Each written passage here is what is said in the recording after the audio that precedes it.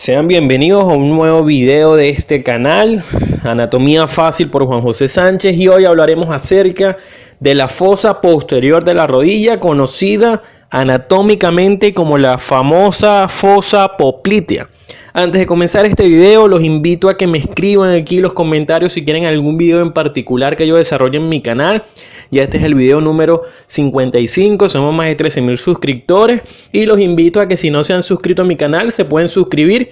Aquí en la esquina inferior derecha encontrarán un link que al darle clic automáticamente quedan suscritos al canal y pueden acceder a más contenido. Antes de comenzar, déjame arreglar aquí el puntero para que pueda ser más fácil la presentación. Muy bien, vamos a comenzar entonces con el video.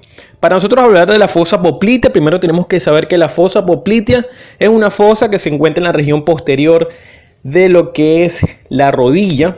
Es un hueco que tiene forma romboidal y que, como tiene forma romboidal, básicamente va a tener 4 límites, 2 límites superiores y 2 límites inferiores. Para efectos de este video estamos usando el miembro superior derecho, pero esta es una visión posterior. ¿Qué significa que sea el miembro superior derecho? Que entonces esta zona va a ser lateral o externo y esta zona va a ser la zona medial o zona interna. Entonces vamos a comenzar a explicarle básicamente lo que son los límites de esa fosa. Luego hablaremos entonces de lo que es el contenido. Entonces, los límites superiores van a ser dos. Un límite medial, como le acabo de decir que esto es medial o interno, y un límite lateral o externo. En el límite medial vamos a encontrar dos músculos. El más anterior, recuerden que este va a ser anterior porque en posición anatómica esto va a estar por delante de esto. Entonces, el más anterior de los dos músculos que forman el límite superomedial o superinterno va a ser el músculo semimembranoso. Posterior al semimembranoso, que va a ser este que está aquí, recuerden que en posición anatómica este músculo me queda posterior a este, vamos a encontrar entonces el músculo semitendinoso. De manera que estos dos músculos, me refiero al semimembranoso y al semitendinoso, me forman el límite superointerno o superomedial de la fosa poplitea.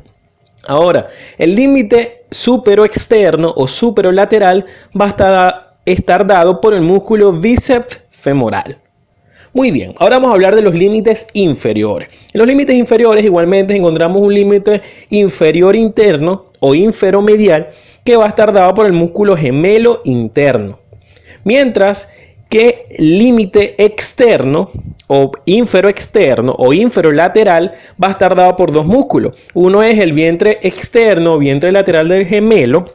Y el otro es un músculo que se encuentra un poquitico más profundo, pero también lateral a lo que es la fosa poplitea, que es el músculo plantar delgado. De manera que estos dos músculos, hablo de los dos vientres de los gemelos, también llamados músculos gastrocnemios, y el músculo plantar delgado van a formarme los límites inferiores de la fosa poplitea. Y ellos me van a delimitar esta zona romboidal, que es la propia fosa poplitea. Ahora bien, para nosotros entender entonces esta fosa tenemos que seccionar para encontrarnos entonces con el piso de la fosa poplitea. Recuerden que el piso es la base, es lo que se encuentra al fondo de las estructuras que están contenidas dentro de la fosa poplitea. Aquí básicamente seccionamos a los dos gastrocnemios, el vientre medial, recuerden que esto es medial y esto es lateral, y aquí el vientre externo o lateral. Y este músculo que está aquí sin seccionar es el músculo plantar delgado que le nombré como límite inferolateral. Ahora, en el fondo vamos a encontrar tres estructuras. Ahorita la vamos a ver mucho mejor, pero vamos a verla aquí. Primero vamos a encontrar la parte posterior de la diáfisis femoral. Esta parte más inferior y posterior de la diáfisis femoral se va a llamar superficie poplitea o zona poplitea del fémur. Luego seguimos descendiendo y vamos a encontrar un ligamento que lo vamos a ver ahorita mejor, que es el ligamento popliteo oblicuo, y luego la aponeurosis que cubre este músculo que ven al fondo, que es el músculo popliteo. Entonces su piso va a ser, no es el músculo, es la fascia que cubre el músculo, la aponeurosis que cubre el músculo popliteo. Vamos a verlo en esta imagen. Aquí seccionamos totalmente todo. Aquí vamos a tener entonces el plantar delgado seccionado, aquí el vientre externo del gemelo seccionado y aquí el vientre interno del gemelo seccionado. Entonces el piso básicamente desde superior a inferior vamos a encontrar la zona poplitea del fémur, luego este ligamento que es el ligamento popliteo oblicuo, ¿ok? Y por debajo de él encontramos, recuerden, la aponeurosis, la fascia que cubre el popliteo. No es el propio músculo popliteo, sino la fascia que lo cubre, que me forman el piso. Entonces estas tres estructuras van a servir como piso, como base de esa fosa poplitea. Ahora, el techo va a ser quien me va a tapar totalmente la aponeurosis, es decir, el piso es lo más anterior, la aponeurosis no, el rombo, la fosa. El piso va a ser lo que está más anterior de la fosa en posición anatómica, mientras que el techo entonces va a ser lo que se encuentra más posterior a la fosa. Nunca olviden la posición anatómica. Entonces vean que el techo está cubierto todo por una aponeurosis o fascia, que es la famosa aponeurosis poplitea, también llamada fascia poplitea. Ella va a ser el techo de toda la fosa poplitea. Vamos a hablar ahora entonces del contenido. El contenido es muy importante.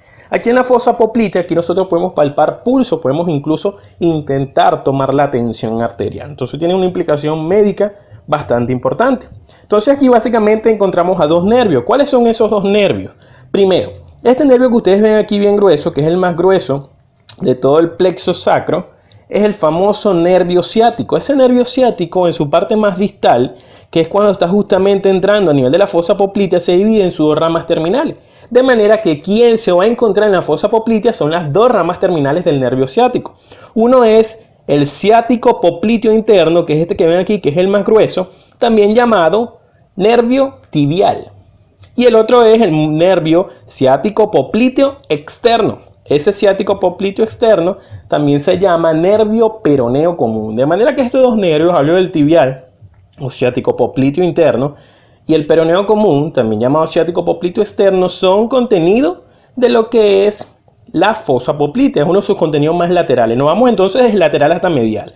Luego, hacia medial nos encontramos primero a lo que es la vena poplitea y medial, a la vena poplitea nos encontramos a la arteria poplitea.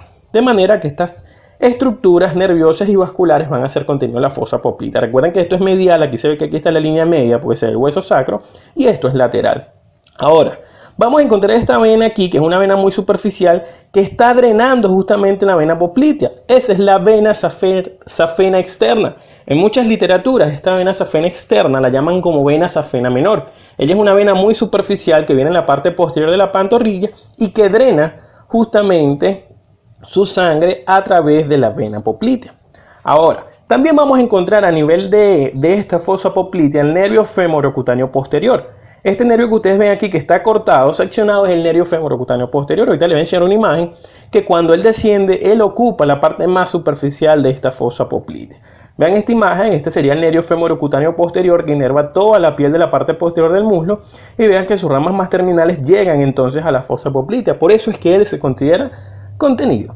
Vean esta imagen cortada para que vean bien la vena safena externa, también llamada vena safena menor, cómo ella perfora la aponeurosis poplitea para llegar a la fosa poplitea y así drenar en lo que es la vena poplitea. Muchas literaturas nombran a la rama genicular del nervio obturador, pero realmente las imágenes de los atlas no la muestran. Pero es importante que sepan que teóricamente hay una rama genicular, que es la genicular significa rodilla, es decir, es la rama de la rodilla del nervio obturador, como también contenido de la fosa poplitea. Entonces, amigos, este ha sido todo el video bien cortico de fosa poplitea, espero lo hayan entendido. No olviden suscribirte en el circulito que te sale aquí, dale like al video, es muy importante, compártelo, coméntalo con tus compañeros. También me puedes seguir en Instagram en @juanpisosanchez1315. Muchísimas gracias por su atención. Aquí les dejaré más link de más videos de miembro inferior y de otras partes de la anatomía humana para que puedan empaparse más de eso.